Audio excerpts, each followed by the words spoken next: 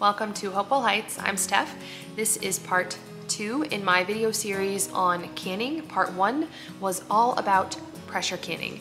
And I did that on purpose because I know that pressure canning is more intimidating, but once you get the hang of it, it's actually really simple and totally safe. So I wanted to do that first and show you guys just how simple it can be. Part 2 that I'm doing today is all about water bath canning. Now, water bath canning is definitely less time consuming than pressure canning, and you don't need special equipment for water bath canning. You can make do with what you have, as I will show you guys here in just a little bit. You can see right behind me on the stove, that white Dutch oven there, I've got some salsa that is coming to a boil, and I'm going to be canning that for you guys today in my huge 5-gallon stock pot right there. Why would you choose to process food in a water bath canner as opposed to a pressure canner? This is not a matter of preference, and I see people say that all the time. I've been asked that a lot. Which method do you prefer? Do you prefer a pressure canner or a water bath canner? It's actually a matter of safety. So processing certain foods in a boiling water bath canner is totally sufficient to kill off any microorganisms like Clostridium botulinum that you really don't want to survive and grow inside of your jar, because that could lead to botulism. I'm sure you guys have all heard of that. Yes, I know that sounds scary, but as long as you are following proper guidelines and procedure with canning, then you do not have to worry about that. So what makes certain foods safe to process at a lower temperature in a water bath canner, and then some foods need the higher temperature of a pressure canner? The answer is it all boils down to acidity. High acid foods, whether they are naturally highly acidic or you've added acid in like vinegar for pickling brines or lemon or lime juice, can be processed in a water bath canner. This includes foods like jams, jellies, preserves, chutneys, anything that is pickled in a vinegar brine. Let's see what else. A lot of sauces, salsa like I am making today. All of these things are safe to process in a water bath canner. Foods like plain vegetables that are not pickled, bone broth, dairy, meat, these are all low acid foods, so they must be processed in a pressure canner. I wrote a blog post breaking this down in more detail, and I included some references in there for you guys, so I will link that in the description if you want to read more about canning and safety. Now that we've gotten that out of the way, let's move on to materials. As I mentioned, with water bath canning, you can pretty much make do with what you have. You don't necessarily need any special materials. All you're doing, like we talked about, is filling a jar with food and then putting a lid and ring on it, and you want to submerge it in boiling water. The boiling water needs to cover it by at least an inch. So all you need is just some kind of deep stock pot with enough room to fit your jars down in there and submerge them while you boil them. Now, you can get an enamel water bath canner like this. This is just a little guy. I've got a huge enamel water bath canner as well, but it's out in my garden. Don't ask why. I don't know how it ended up out there.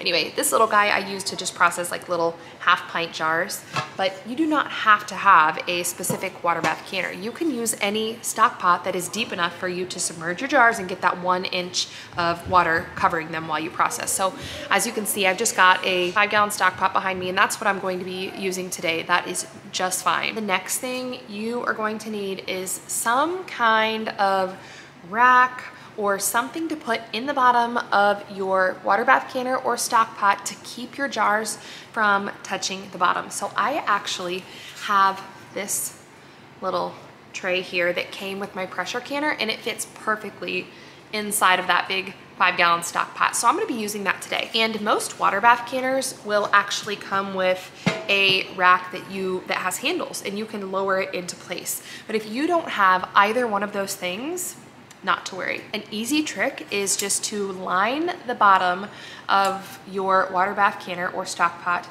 with canning rings. Just like this, guys. Just line the bottom with rings, okay? I showed how to do this in my pressure canning video line the bottom with rings, and then set your jars on top of them so they're not touching the bottom. The reason you don't want them to touch the bottom is because once your pot heats up and it starts boiling, it's gonna shake a little bit, and if your jars are touching the bottom, then they could bust and crack, and you don't want that. Item number 3 that you're going to need is a jar lifter. Now, if you don't have a jar lifter, you can use tongs. I've never done that, but I know people do it. I don't think it would be as secure, so you want to be really careful and maybe use a towel or something as well to, you grip your jar and then grab it with a towel as well so you don't drop it, because that would be a big bummer if you busted a jar full of food. Jar lifters are inexpensive. They're, I think, under $10, and this one was given to me by my aunt, so she used it for I don't know how long. I've had it forever. If you're gonna be doing any amount of canning, just grab yourself a jar lifter. It's worth the investment. I will link this, all of this stuff that I'm mentioning and all the supplies that I use, I will link in the description below.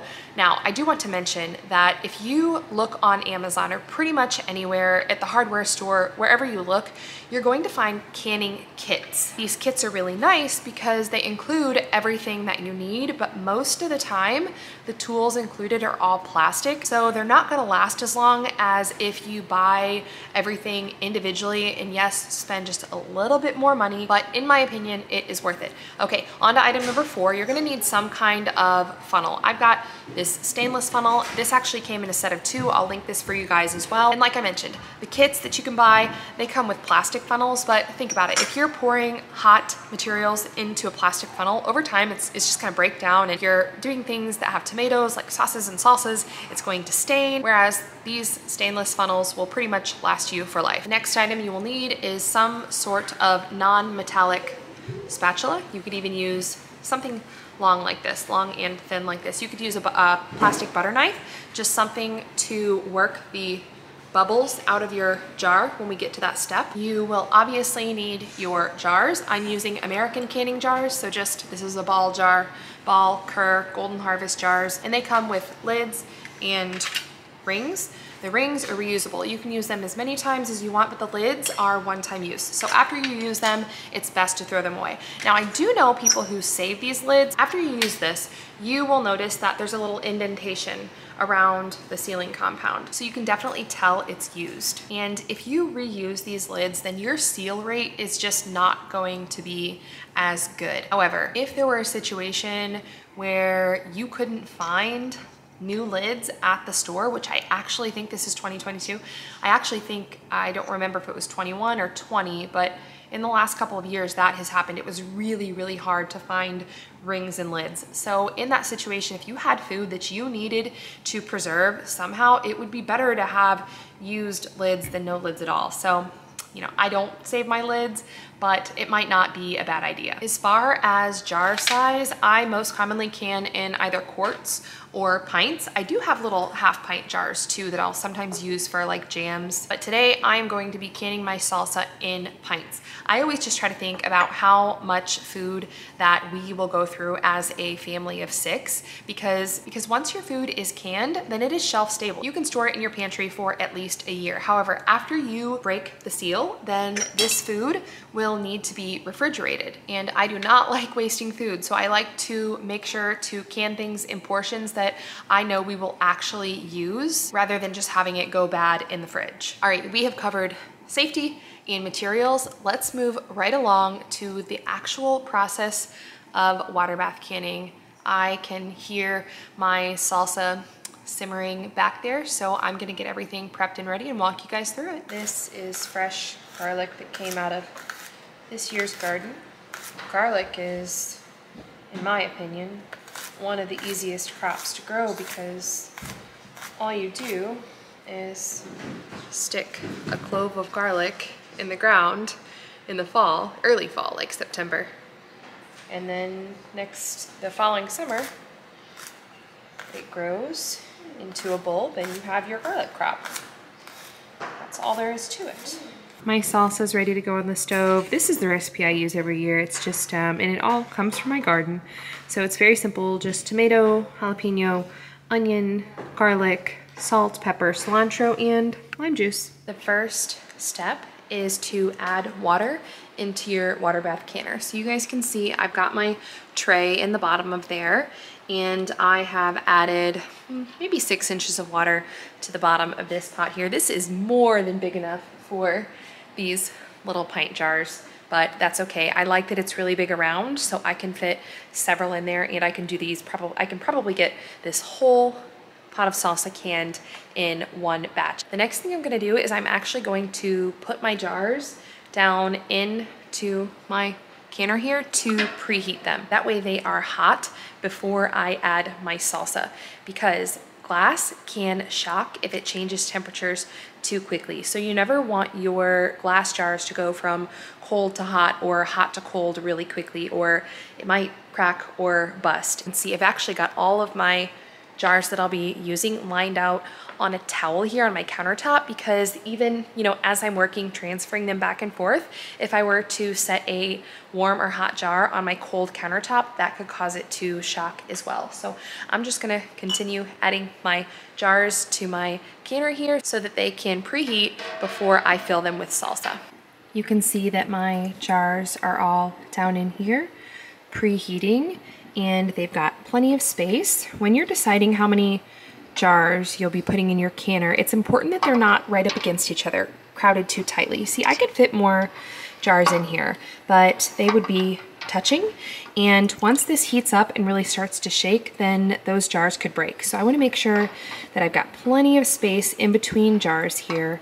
And another note, I know a lot of people just preheat their jars by filling them with the hottest water that will come out of their tap and letting them sit to the side while they heat the water in their water bath canner and get whatever food ready to put into the jars. But I like heating mine in my water bath canner because I'm already heating that water up anyway, and also it allows me to make sure that all of my jars fit down in there and I have the right amount of water in there, because the jars need to be submerged and there needs to be at least an inch of water covering them while we process. So as you guys saw, my jars are good to go. I know they fit in there nicely and there's plenty of water in there. My water and jars are at a good little simmer there. I'm starting to see some bubbles, so my jars are plenty hot. I am going to take them out now and start filling them with my salsa and preparing them to process in my water bath here. Now, when I process them in the water bath, I'll want to get that water to a rolling boil, but this is just fine for now.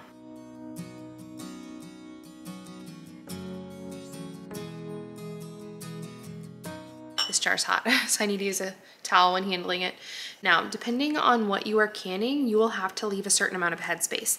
Headspace is the space in between the top of the contents of your jar and the rim here. So for salsa, I need about a 1/2 inch headspace. You can actually measure that. They make measuring tools, but I know what a 1/2 inch looks like. It's about right here. So that's about how much headspace I'm going to leave in each jar. So you can see that I have just the right amount of headspace here. Got right about at a 1/2 inch.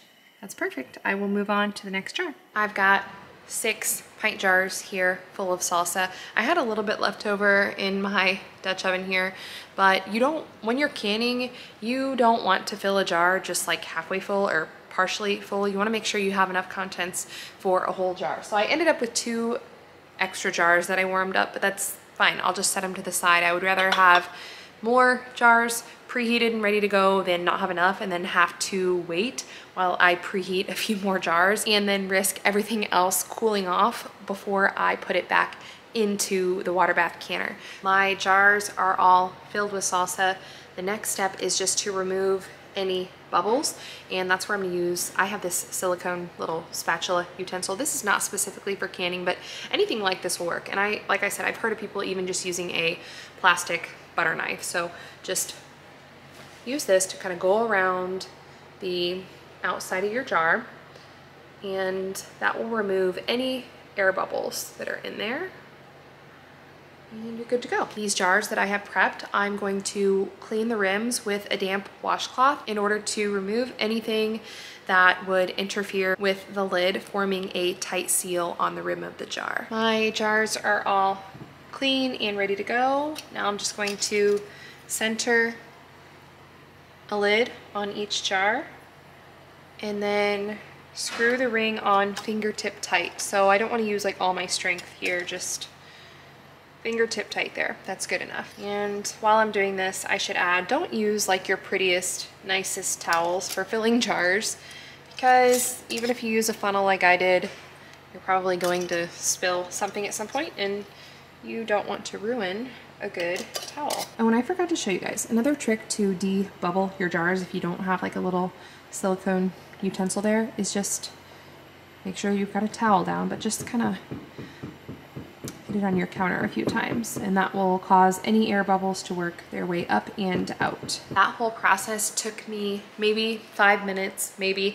and if I wasn't filming and I was working faster, then it probably wouldn't even take that long. You want to work really quickly so that your contents and your jar, because it's going back into the hot water that I have heating here. Now I'm going to use my jar lifter once again to transfer my jars into my water bath canner over here.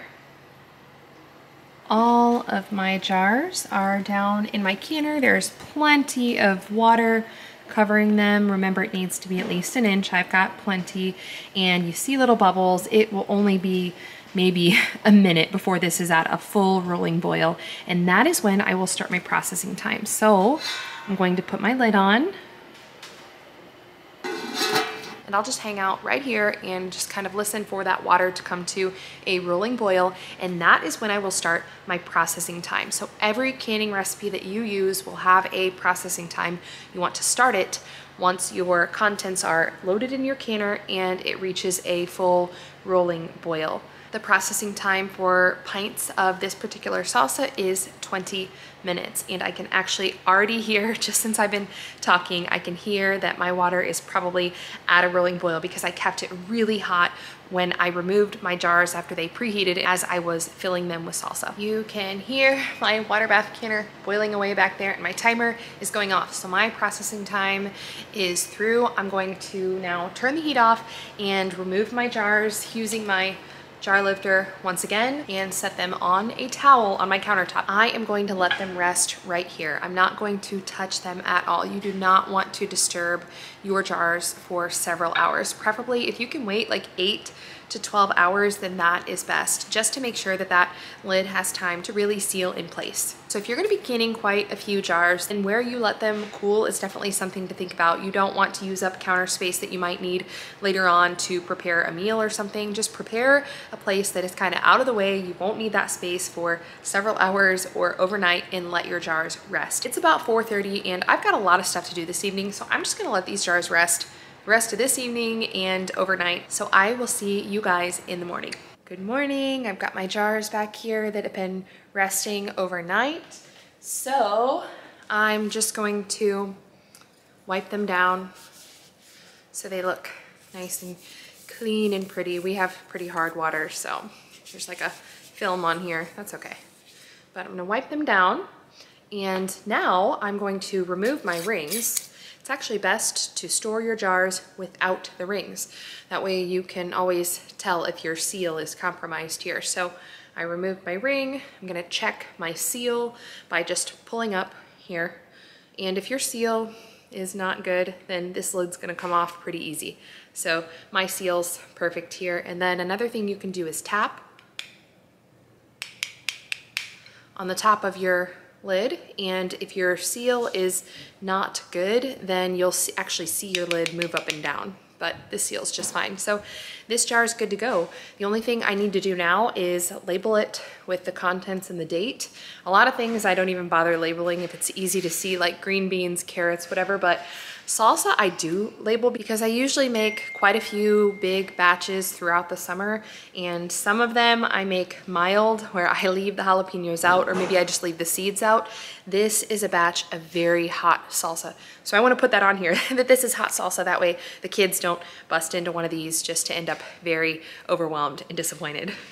Now, like I said, I'll put my date on here too. Let me just go ahead and do that. I just use a Sharpie to label my jars. So hot salsa, and Okay, there we go. Hot salsa, I have my date. Now my jars are ready to store. So general storage guidelines, just store them out of direct sunlight in a cool, dark, dry place. When you stack jars on top of each other, they fit really nicely, but it's actually not a good idea to store your jars this way because prolonged pressure on this seal can cause it to be compromised and then your contents would go bad. When you are checking your seals, if you noticed any jars that have not sealed properly and that lid comes off, just refrigerate right away and use as soon as possible. You do not need to throw this food out unless you let it set and rest for like a whole day or two or something, then it's probably iffy. But if you just let it rest for 8 hours, the seal's not good, then refrigerate, use right away, it's just fine. However, once you store your jars, if you are checking your seals and you find one in your pantry that is compromised, you don't know how long that's been bad, then you need to throw that food out because you just have no way of knowing how long that seal has been like that. All right, well, I'm going to go ahead and get my other jars cleaned up, labeled, and tucked away in the pantry for storage. Everything that I showed you guys and talked about in this video, I'll link in the description below, along with some blog posts that I have on canning. And canning is something that I do all year round. Obviously in the summer, there's a lot more of it with the harvest coming in from the garden, but things like bone broth and dairy products and meat, you know, that's stuff that needs to be canned all year round. So this kind of content is stuff that I will probably be posting pretty regularly, as well as other food preservation methods. So if that is something you're interested in, be sure to click subscribe and hit the like button before you go. I make new videos every week on motherhood, homesteading, and life here on our farm. So I will see you guys next time.